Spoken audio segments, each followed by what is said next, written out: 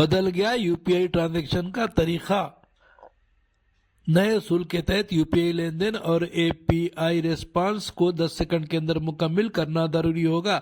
پہلے وقت کی حد 30 سیکنڈ تھی، جس کی وجہ سے کئی بار پیمنٹ پینڈنگ ہو جاتا تھا یا تاخیر سے مکمل ہوتا تھا۔ ہندوستان میں ڈیجیٹل پیمنٹ لوگوں کی روزمرہ زندگی کا اہم حصہ بن چکا ہے۔ ترکاری خریدنے سے لے کر آن لائن شاپنگ، برقی کا بل ادا کرنے اور دوستوں کو پیسے بھیجنے تک ہر جگہ unified payment interface U P I کا استعمال ہو رہا ہے۔ ایسے میں اگر یو پی آئی کے اصولوں میں کوئی تبدیلی ہوتی ہے تو اس کا اثر کروڑوں لوگوں پر پڑتا ہے۔ اسی کو مد نظر رکھتے ہوئے حکومت، آر بی آئی اور این پی سی آئی نے فروری 2026 سے یو پی آئی کے نئے قوانین کو نافذ کرنے کا فیصلہ کیا ہے۔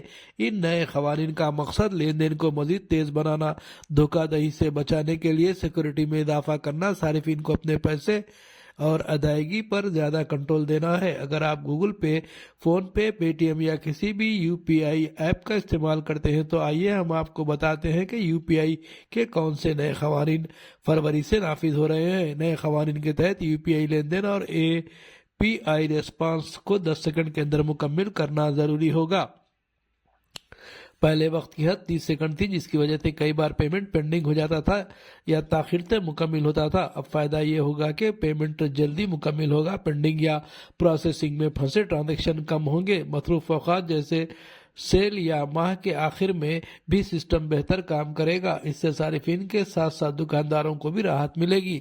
اے پی آئی یعنی اپلیکیشن پروگرامنگ انٹرفیس سے اسے آپ ٹو ایپ یا سسٹم کے درمیان بات کرنے کا ذریعہ سمجھ سکتے ہیں۔ جب آپ یو پی آئی سے ادائیگی کرتے ہیں تو آپ کا یو پی آئی ایپ آپ کے بینک سے پوچھتا ہے کہ کیا کھاتے میں پیسے ہیں، یا پھر وہ سامنے والے کے بینک سے کہتا ہے کہ پیسے قبول کرو۔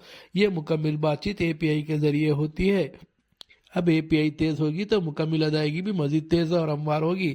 2026 کے نئے یو پی آئی قوانین میں سیکورٹی کو اولین ترجیح دی جائے گی، خاص طور پر بڑی رقم کی لین دین کے لیے۔ اس میں اہم تبدیلی ادائیگی سے قبل واضح کنفرمیشن میسج، آٹو پیمنٹ اور سبسکرپشن کے لیے بہتر سیکورٹی ہے۔ صارفین آسانی سے اپنی سبسکرپشن کو دیکھ کر